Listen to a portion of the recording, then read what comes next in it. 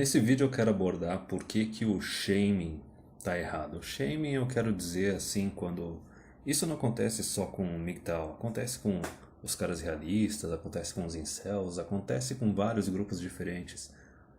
Geralmente o shaming que fazem em cima desses grupos da manosphere é o seguinte, que é um bando de virgem, é um bando de frustrado, é cara que foi chifrado. E aí já tá um argumento errado, porque assim, ó, imagina assim, o cara chega na manosphere porque ele foi chifrado, porque ele tomou um divórcio. Ok, cadê a empatia? Quer dizer, o cara se tornou o que ele é hoje, ele adotou uma postura diferente do que é o normal, assim, da sociedade, né? O aceitável, do gado de valor, dos homogados. Porém, ele não chegou nisso sozinho, foi algo que aconteceu com ele. O cara sofreu, imagina o cara tomar um divórcio, tomar um chifre, e daí ele muda o comportamento dele. Mas veja só, pro homem não tem empatia nenhuma, o cara não ganha nenhum ponto de vítima em cima disso, né? Mas imagina se fosse uma mulher que se torna, entre aspas, mais radical, no caso, porque tomou um chifre, tomou um divórcio, aí não, aí tá tudo bem, aí ela é coitadinha. Mas enfim, o shaming principal que fazem não é nem só aquela parte do chifre ou a parte do divórcio, mas muitas vezes é assim, é os caras frustrados, é os caras que são os virgens, até aquelas besteiras de, não, os caras vivem no porão dos pais deles. Mas por que que esse shaming tá errado? Olha, em primeiro lugar, esse shaming ele tá errado porque ele não tem eficiência, não tem poder nenhum. Por causa do seguinte, são pessoas, imagina assim, tem um cara na manosphere. Outros grupos além de MGTOW a gente chama os normes, né? O pessoal gado, o pessoal normalzinho, seja o pessoal feminista, seja o pessoal conservador ali, tradicionalista, a gente chama eles todos de gados. Se eles chegam te ofendendo, te fazendo shaming e tudo mais, como é que isso vai funcionar? O shaming, a tática de ficar tentando envergonhar os outros, só funciona quando vem de alguém que está no mesmo nível que você ou acima de você. Só funciona quando vem de alguém, uma pessoa que tu respeita. Por acaso alguém aqui respeita os caras conservadores? Alguém aqui respeita os feministas e as feministas? Então não adianta nada eles ficarem fazendo shaming. Mas eu vou explicar também por que que esse shaming, não só ele está errado pelo fato dele não ser eficiente, mas também pelo fato que a história está errada, a história está mal contada. Veja bem, ok, esse argumento assim, o cara é um virgão, o cara é frustrado, não sei o quê, talvez funcione com incel. Só que esse pessoal, eles adoram misturar PUA com incel, com MGTOW e jogar tudo no meio, na mesma panelinha, sem fazer distinção nenhuma. Mas, enfim, por que que isso não funcionaria em PUA ou até mesmo em MGTOW? Porque até mesmo os PUA, né, os pessoal dos gurus da sedução e etc., esses caras também meio que chegaram na conclusão de que não dá pra casar, não dá pra ter filho hoje em dia. E esse caminho não é um caminho tão incomum. Por exemplo, nos MGTOWs a gente tem aquela ideia do cara que se tornou MGTOW do jeito fácil ou do jeito difícil. Do jeito difícil é um cara que já chegou a se casar, já chegou a ter filhos e daí tomou um divórcio ou foi redpilado por alguma outra questão e daí, independente dele estar divorciado ou não, o detalhe é que ele já está meio aprisionado. Ele se casou, ele teve filhos. Ele se tornou MGTOW do jeito difícil. Do jeito fácil são os caras que não chegaram a se casar, não chegaram a ter filhos e às vezes assim, só com as experiências deles ou também aprendendo com as experiências dos outros, o cara chegou na conclusão que não dá pra casar, não dá pra ter filho hoje em dia. Mas notem o seguinte, em nenhum momento dessa trajetória, dessa história, a gente falou do cara ser frustrado, do cara ser um virgão nem nada disso. E geralmente a trajetória é a seguinte, lógico, todo homem com em torno dos 18 anos de idade, o cara não tem status, não tem carreira, não tem dinheiro, o cara tá no nível mais baixo de valor do mercado sexual da vida dele inteira. Então o que que acontece? Tu começa sozinho, aí tu começa a ter uns primeiros relacionamentos com umas mulheres nota 5, 6, talvez 7. Aí tu vai crescendo profissionalmente, tu vai crescendo em status e financeiramente. Por inúmeras razões o relacionamento pode terminar. Iniciativa vindo de ti, ou vindo da mulher, ou vindo dos dois. Às vezes tem casos de namoros que funcionavam antes da guria ter ido para a faculdade, depois que a guria foi para a faculdade não funcionou mais, né? Não vamos nem discutir por quais razões isso acontece, mas enfim. Carrossel de pica. Mas enfim, vamos continuando. Então tu chega num estágio que tu cresce profissionalmente, financeiramente, em status, e daí tu começa a ter acesso assim a mulheres, digamos, nota 7, 8, 9, talvez 10. E essa é a promessa, por exemplo, que o pessoal dos gurus da sedução, o pessoal de desenvolvimento pessoal está fazendo. Eles estão prometendo pros betas sedentos aí que ficam pagando os cursos deles e seguindo os canais de YouTube deles, que se seguir as diquinhas ali, as manobras deles, eles vão ter acesso às mulheres de qualidade, que é o termo que eles utilizam. Só que, por exemplo, a diferença é que em MGTOW a gente compartilha informação sem cobrar curso nem nada, né? Mas enfim. Então, os caras assim que acabaram se tornando MGTOW do jeito fácil, sem casar e sem ter filho, eles tiveram essa trajetória. Eles tiveram os relacionamentos com mulheres nota 5, 6, 7, depois 8, 9, 10. E em todas essas tentativas de relacionamento, o negócio não foi dando certo. Por inúmeras razões. Se começar a discutir isso, meu Deus, vai dar um vídeo de sei lá quantas horas. Mas enfim. Então tu vai tentando, porque também teve aquela promessa. A promessa que a sociedade fez pra você é mais ou menos a mesma promessa que esses gurus da sedução fazem. Que tu vai investir em ti, aumentar o teu valor, e com isso tu vai ter acesso a mulheres de valor, né? Mulheres de qualidade. Só que daí, por exemplo, uma experiência própria minha, que é uma experiência que outros homens com quem eu converso, eles compartilham, é o seguinte. Até o Rock, ele falou numa live que a gente teve, que ele disse que, cara, se relacionar com mulher 8, 9, 10 é um inferno. E eu concordo.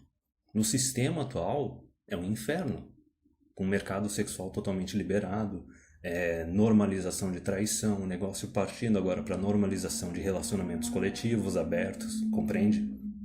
Então, até mesmo assim, por exemplo, nessa experiência, que o cara começa com menos valor, com mulheres de notas mais baixas, e vai para as de notas mais altas, aí ele começa a pensar assim, poxa, quer dizer, a mulher que eu tinha acesso com quem eu estava me relacionando, quando eu era mais jovem, tinha menos recursos, menos status, ela me incomodava menos. O relacionamento não deu certo, mas ainda assim, me incomodava menos. E daí, conforme tu cresceu em valor, em status, tu tem acesso a uma mulher nota mais alta e ela te incomoda mais. A gente sabe por causa disso. Isso daí ocorre por quê? Por causa da hipergamia. Por causa da hipergamia, por causa do mercado sexual totalmente liberado que a gente tem hoje em dia. Então, quando tu era mais jovem, tu se relacionava com uma mulher nota 6, 7, ela sabia que ela tinha outras opções se ela fosse terminar contigo. Mas ela sabia que ela não tinha tantas opções assim. Ao passo que quando tu tá se relacionando com uma mulher 8, 9, 10, ela sabe que ela tem um monte de opções. E daí qualquer discussão, qualquer draminha é razão para dar um ultimato, razão para ficar ameaçando terminar um relacionamento. Então imagina o que se passa na cabeça desse homem.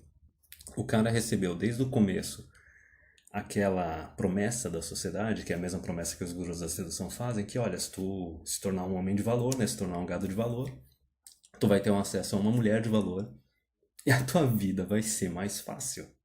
Só que daí tu vai testando na prática, na tua vida pessoal. E tu vê amigos também tentando a mesma coisa e tu vê que nenhum dos caras tá ficando satisfeito. E nenhum desses caras, talvez numa minoria, de uma minoria, sei lá, 10, 15%, 5%, a promessa pode se concretizar.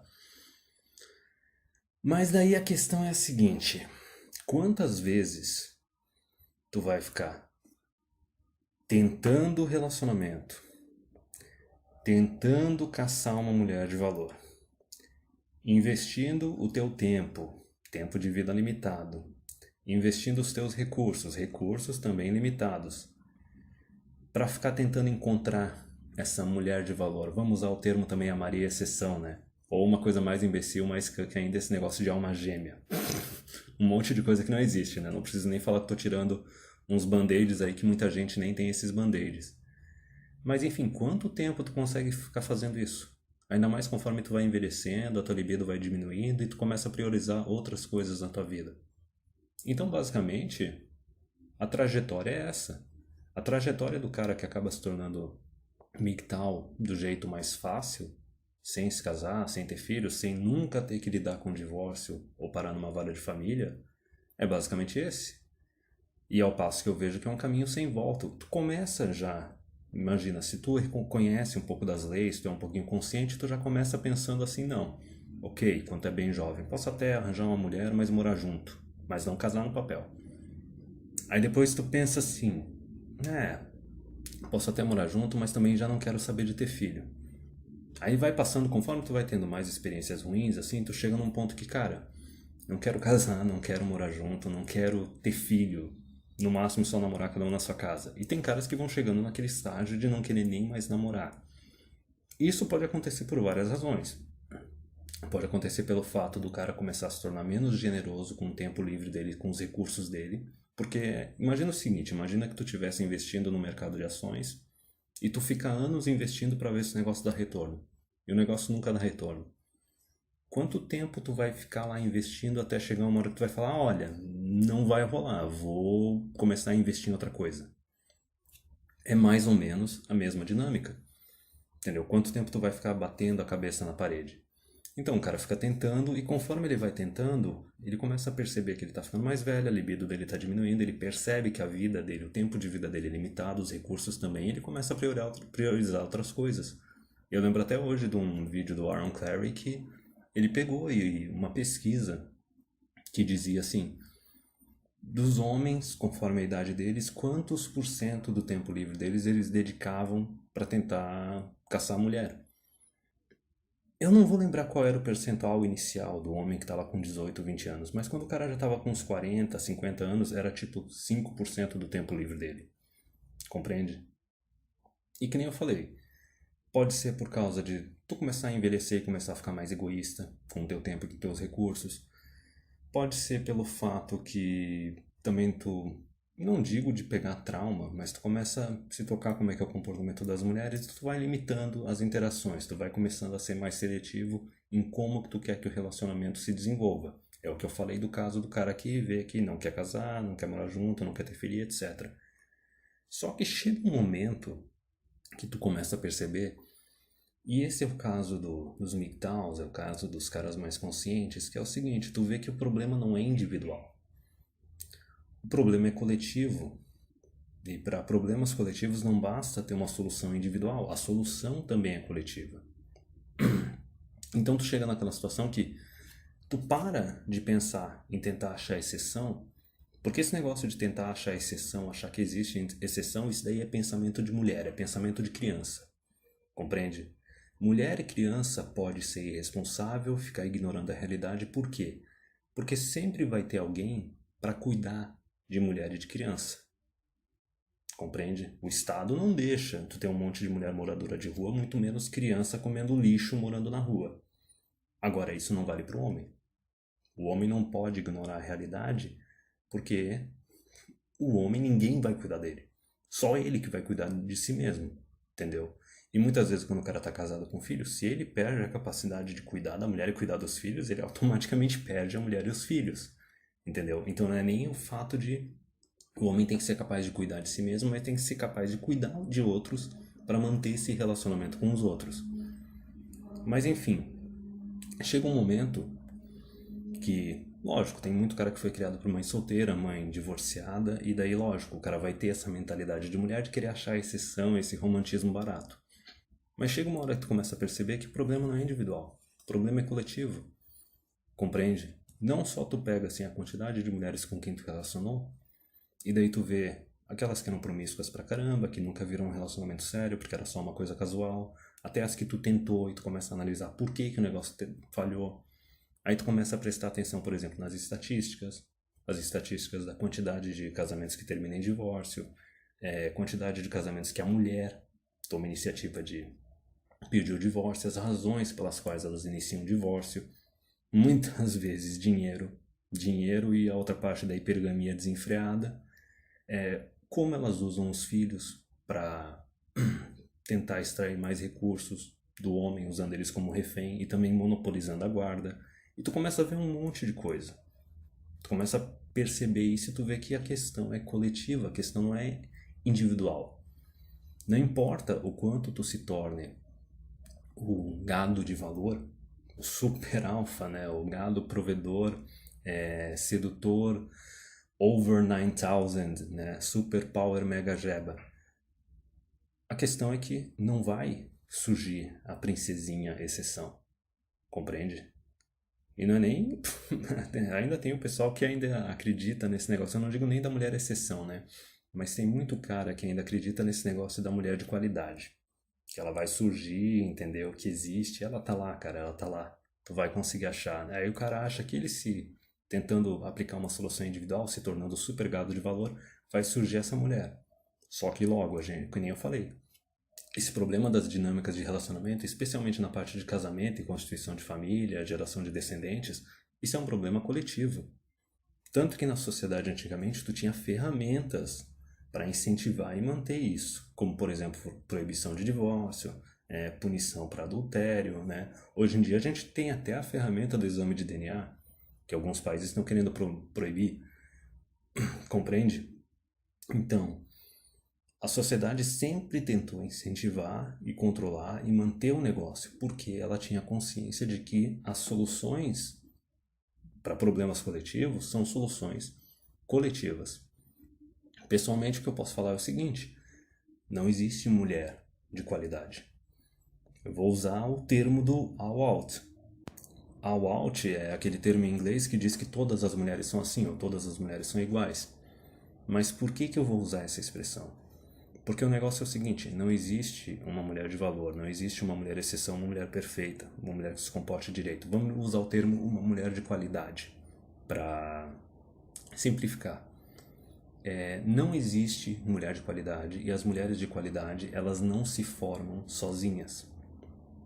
A sociedade, ou ela força as mulheres a serem mulheres de qualidade, ou ela não força as mulheres a serem mulheres de qualidade, e daí fica esse caos que a gente tem hoje em dia.